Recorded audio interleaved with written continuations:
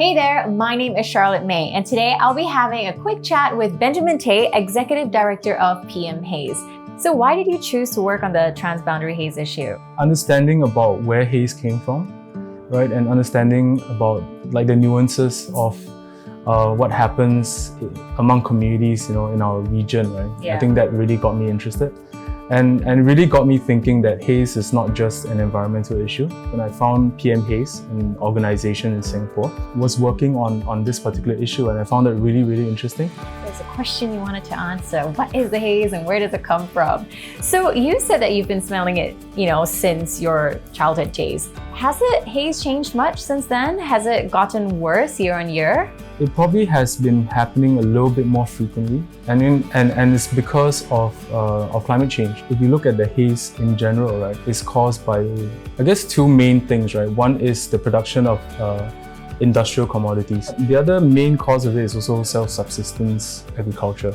So burning has land clearance method is quite common because a community like that may not have any other choice, right? Because it depends on what kind of infrastructure they have access to. So for small communities, I think that's the main challenge, is that they may have the heart, but they do not have the means to do it, right?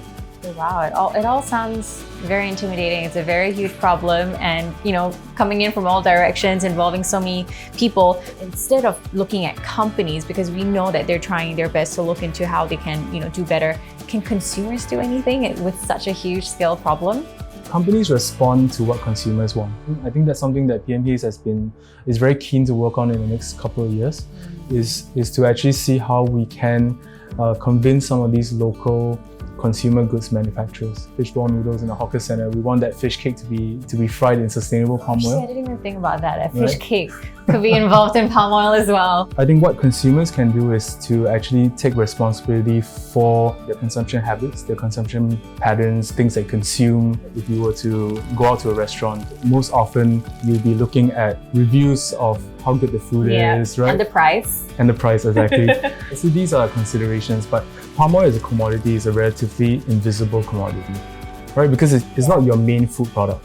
But you can actually find the trademark label, which is the RSPO label, which is kind of shaped like a palm tree and it's green in color. Yeah, so that's something we can look out for as consumers. Consumers can also visit our website and download this guide that we have to be able to understand which products are using sustainable or haze-free palm oil before they actually make the decision to consume it.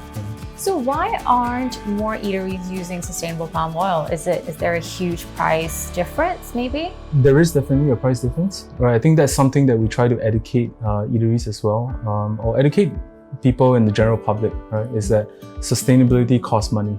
Maybe an average of less than 10% increase in price as compared to conventional palm oil. Right? I think the biggest challenge is education, is understanding what sustainable palm oil actually is.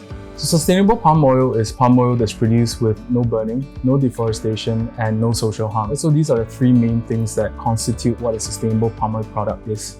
Okay, so Benjamin, I'm a consumer. I just walked into a food court or a cafe or a restaurant. How do I know whether or not they're using sustainable palm oil? So we just launched our Haze-Free Foodstand campaign. You can actually visit our website, pmhaze.org/foodstand, to find out which eateries actually are using sustainable palm oil before you actually visit these eateries. We have a Haze-Free Foodstand decal that we've given out to restaurants. So restaurants that are on our campaign have pasted it on the counter or in the shop front, to help consumers to know that they're part of this campaign.